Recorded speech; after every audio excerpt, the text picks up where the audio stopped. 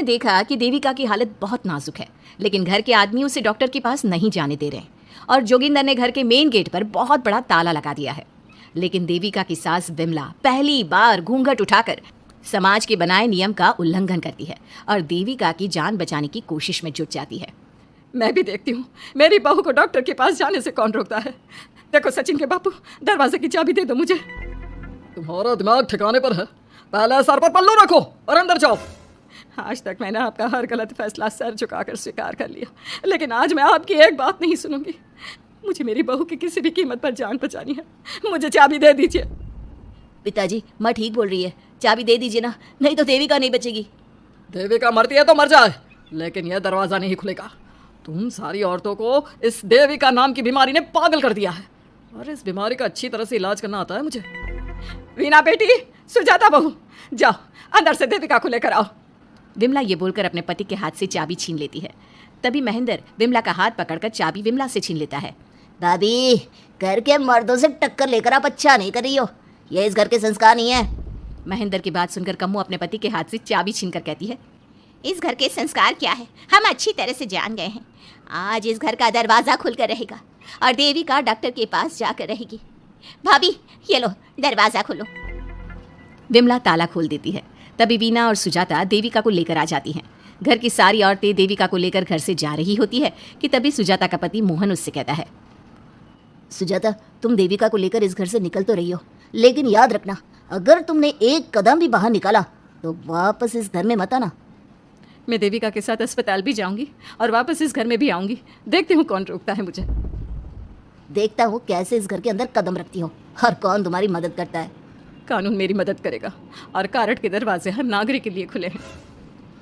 मोहन को अपनी पत्नी से इस तरह बात करता देख कल्याण वीना से कहता है, वीना, तुमने देविका का साथ देकर अच्छा नहीं किया। अगर तुम अभी भी इसके साथ गई तो अपना और मेरा रिश्ता खत्म समझना। मुझे कोई फर्क नहीं पड़ता, तुमने आज तक किया ही क्या है मेरे लिए। तुम खुद घर जमाई बनकर मेरे घर में रह रहे हो, कभी 100 रुपये की साड़ी दिलाई है मुझे। मेरे आने से पहले मेरा घर छोड़कर निकल जाना, समझे। ये बोलकर वीना और घर की सभी औरतें देविका को अपने साथ अस्पताल ले जाती है। वहाँ जाने के बाद डॉक्टर जल्दी से देविका का चेकअप करता है। चेकअप करने के बाद वो गुस्से से कहता है, ये क्या किया है तुमने? क्या हुआ डॉक्टर साहब? आपकी बहू की इतनी ज़्यादा हालत ख़राब है और उन्हें चोट भी लगी है, फिर भी आपने उन्हें हॉस्पिटल लाने में इतना लेट कर दिया। आपको 3 दिन पहले ही इन्हें हॉस्पिटल में एडमिट करवाना चाहिए था। हमसे गलती हो गई डॉक्टर साहब, लेकिन आप जल्दी कुछ करिए, हमारी बहू और उसके बच्चे को बचा लीजिए। देखिए, अभी कुछ भी कह पाना मुश्किल है। हम माँ और बच्चे में से किसी एक को ही बचा सकते हैं। आप सोच लो किसे बचाना है। डॉक्टर साहब, आप देविका को बचाइए, उससे कुछ नहीं होना चाहिए। देखिए, हमें देविका का ऑपरेशन करना पड़ेगा। आप इनके पति को बुलाइए, हमें कुछ पेपर पर साइन करवाने हैं। डॉक्टर की बात सुनकर सभी औरतें सोच में पड़ जाती हैं। तभी वीना कहती है, डॉक्टर साहब, इनके पति नहीं आ सकते, ये इनकी सास है विमला देवी, आप इनसे साइन करवा लीजिए। लेकिन पेशेंट की हालत इतनी नाजुक है, इनके पति है कहाँ? वो अपने आदमी होने का धर्म निभा रहा है, पति धर्म के बारे में उसे कुछ नहीं पता। डॉक्टर साहब, वो नहीं आएगा। क्या क्या करना है आप मुझे बताइए। थोड़ी देर बाद डॉक्टर देविका का ऑपरेशन शुरू कर देते हैं। जब वो ऑपरेशन थिएटर से बाहर आते हैं तो कहते हैं, आप लोगों की किस्मत अच्छी है, देविका भी सुरक्षित है और उसका बच्चा भी। डॉक्टर, बेटा हुआ है या बेटी? बेटा हुआ है। सब लोग बहुत खुश होते हैं। कुछ दिन तक देविका उसी हॉस्पिटल में रहती है और उसके ससुराल की औरतों ने उसका बहुत ध्यान भी रखा। अब देविका कुछ हद तक ठीक हो गई। डॉक्टर ने देविका को घर जाने की इजाज़त दे दी, लेकिन सभी सोच में पड़ गए। हम भाभी को घर ले तो जाएं, लेकिन माँ, आपको घर का माहौल पता है ना, देविका भाभी अभी पूरी तरह से ठीक नहीं हुई।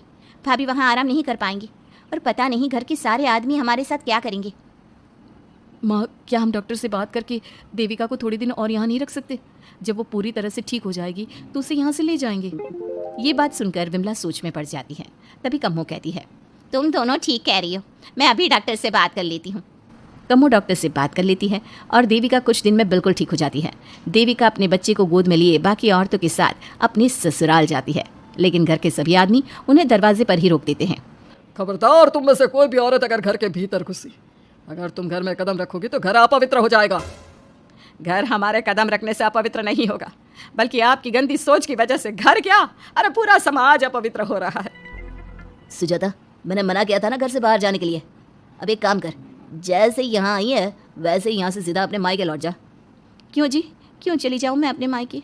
मैं जब तक चाहूँ यहाँ रह सकती हूँ। अगर आपने मुझे इस घर में आने से रोका तो मैं आपकी पुलिस में शिकायत कर दूँगी।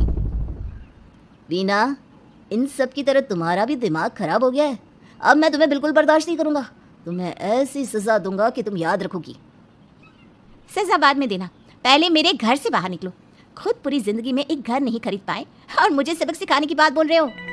देखो बिना, तुम इस घर की बेटी ज़रूर हो, लेकिन कल्याण इस घर में ही रहेगा। उसने बहुत कुछ किया है इस घर के लिए, लेकिन तुम अब यहाँ नहीं रह सकती। क्यों नहीं रह सकती? इस घर पर मेरा उतना ही हक है जितना सचिन का। देश के कानून ने मुझे यह हक दिया है।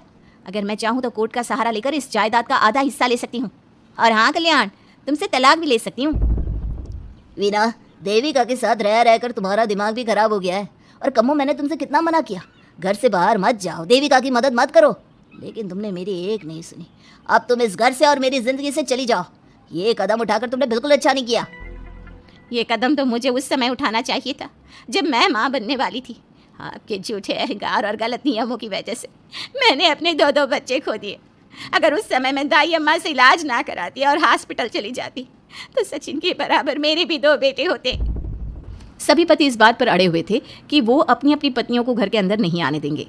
देविका बहुत देर तक सबकी बातें सुनती रही।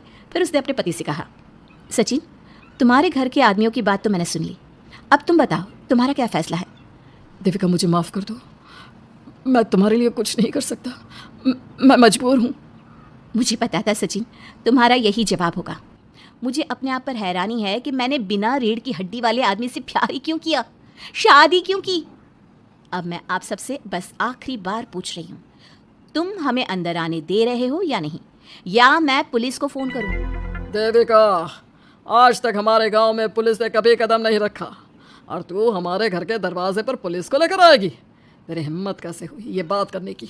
आज तक इन औरतों ने घर से बाहर कदम नहीं निकाला था और 2-4 दिन में तूने इन सबको इनके अधिकार भी याद करा दिए। अब तो तुम बिल्कुल इस घर में नहीं आ सकते। घर की औरतें घर के बाहर खड़ी थी और घर के आदमी घर के दरवाजे पर। उनकी लड़ाई देखकर पूरा गांव इकट्ठा हो गया। देविका को अस्पताल पहुंचाकर घर की औरतों ने काम तो अच्छा किया। इस काम से देविका और उसके बच्चे की जान भी बच गई, लेकिन इनकी जान बचाने की कीमत घर की औरतों को कैसे चुकानी होगी, इसके लिए आपको आने वाला एपिसोड देखना होगा। और हमारे प्यारे दर्शकों, हमें कमेंट करके ज़रूर बताइए कि देविका के साथ बाकी औरतों को क्या करना चाहिए। क्या उन्हें घर के अंदर जाने के लिए संघर्ष करना चाहिए या फिर वो घर छोड़कर चले जाना चाहिए?